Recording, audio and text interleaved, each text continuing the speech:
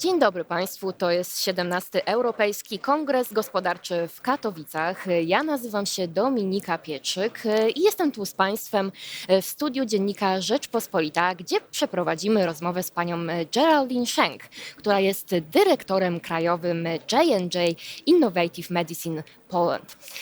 Teraz przejdziemy na język angielski. Good afternoon, Geraldine. Good afternoon. We'll talk a little about health as investment and how this investment can leverage the strong economy in Poland. And my first question is connected with innovative therapies because in recent years the access to these therapies in Poland has improved. Yes, But we are still below the EU average. exactly. Right. Why? And what are these real barriers to improve this situation? Yeah. So, I mean, firstly, before we are stepping into the topic, I just wanted to emphasize how impressed I am of Poland. Absolutely, because when I joined the team 2 years ago, I was amazingly surprised by how the economy is growing, how this country is thriving. Right, Poland has become such an important member of the European Union.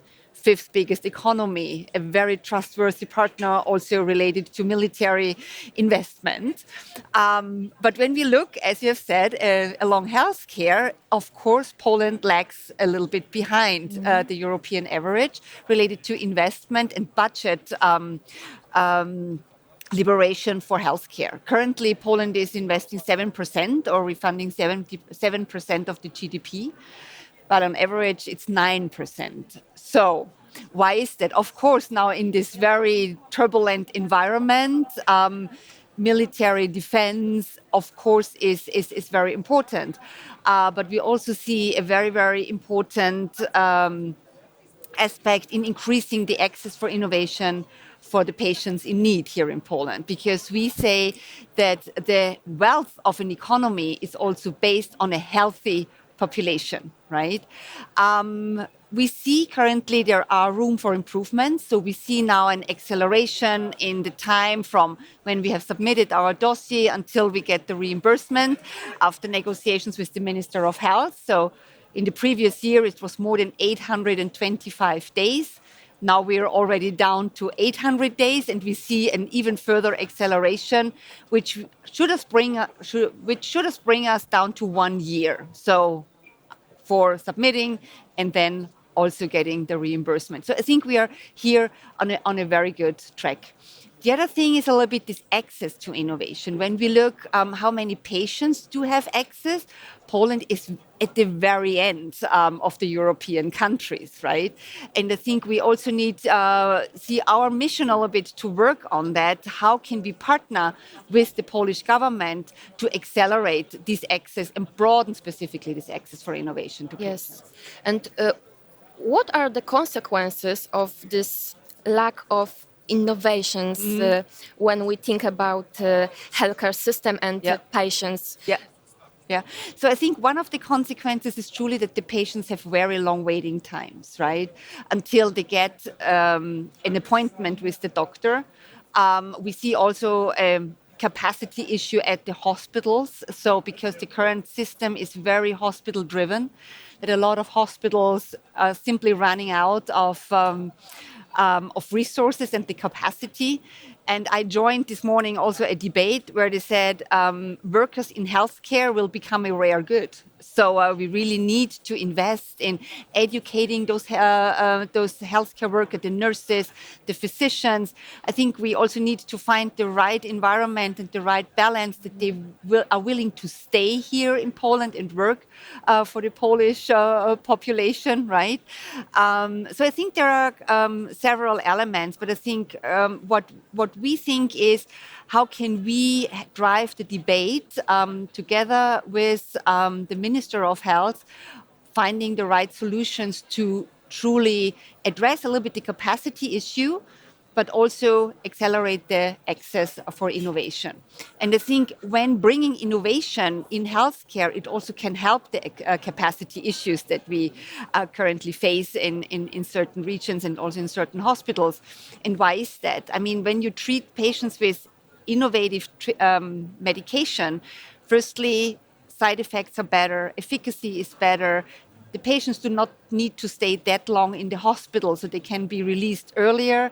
Home care is less intense, and the patients or the people, when they recover, can go back to work even earlier.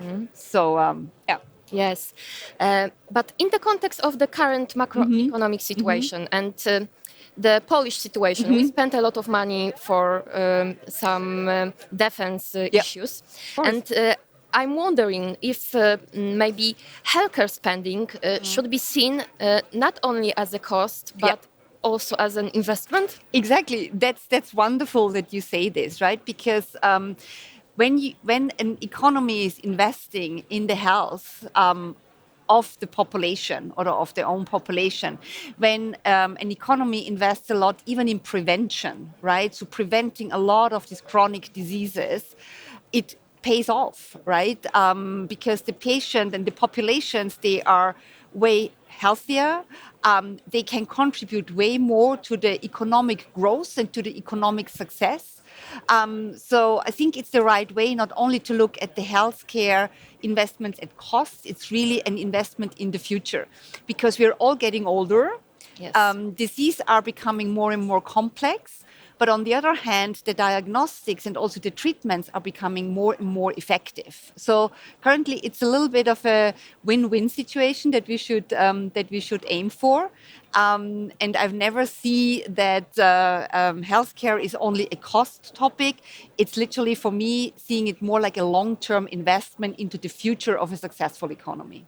Okay, so how many we should spend in Poland to these healthcare issues and innovations?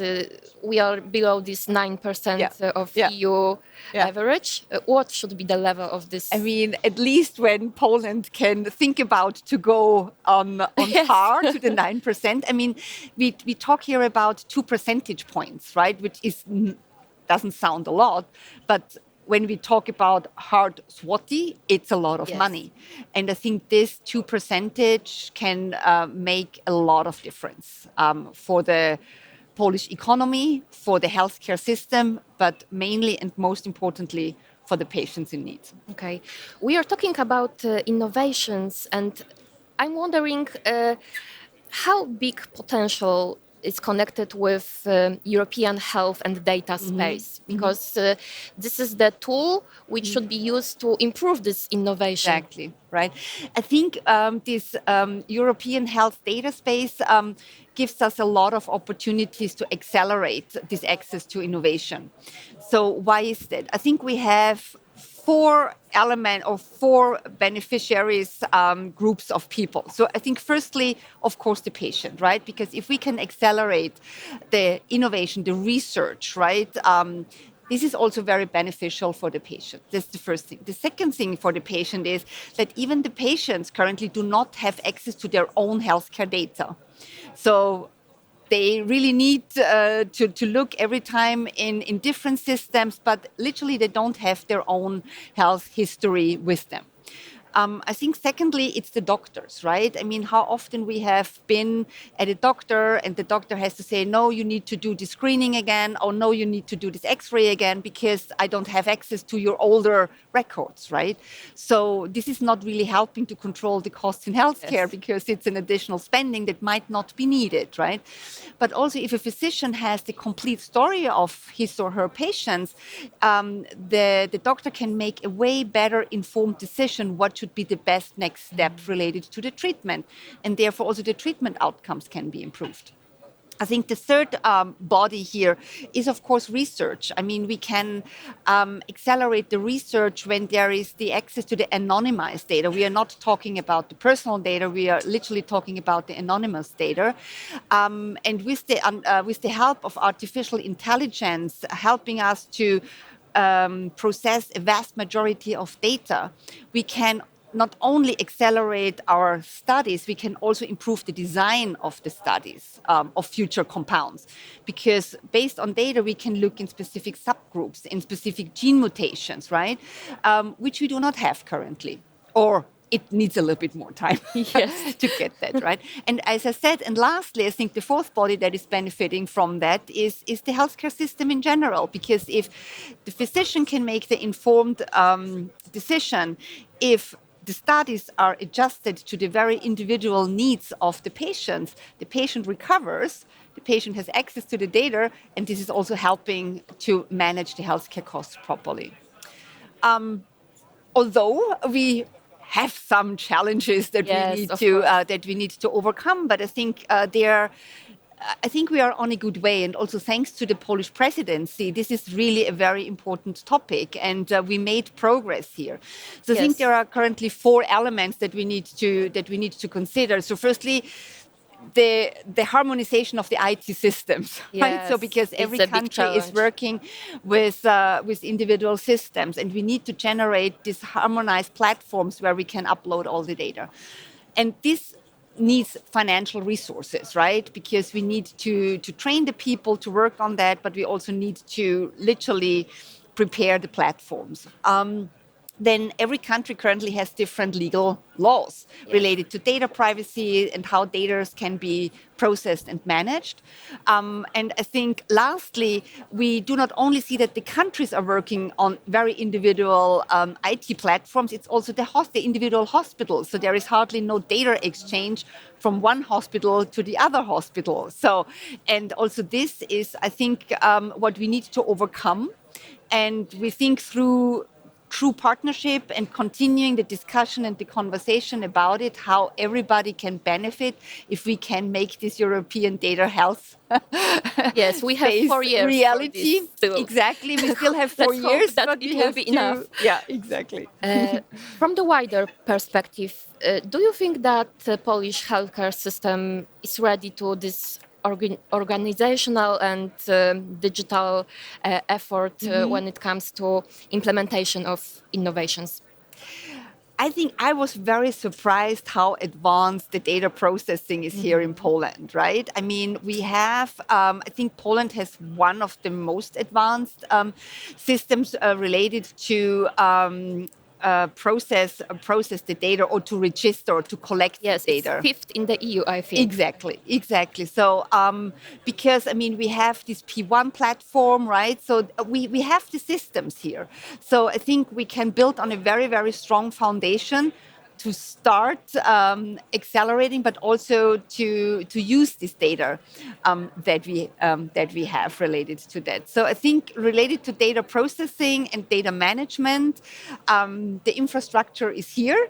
It's more about connecting the intersections so that we can harmonize it. Okay, and the last question, what should be the measure of value of these innovations, in your opinion? The main measure. So the main measure of value, literally to me, is that we can see we are able to provide a very personalized and individualized treatment approach for every single patient, right? And I think this plays out in when we can use this data. Where we hope we can have access to. Because if we can go with this individualized approach, I think we are in a very good position to make diseases, fatal diseases, firstly to a chronic disease, and then truly stepping into cure. And we see this currently happening to a certain extent in cancer, in certain blood cancers, but also in certain solid tumors. We are not yet there, but I think we can make this happen, that one day cancer is curable. Thank you for our conversation. Thank you.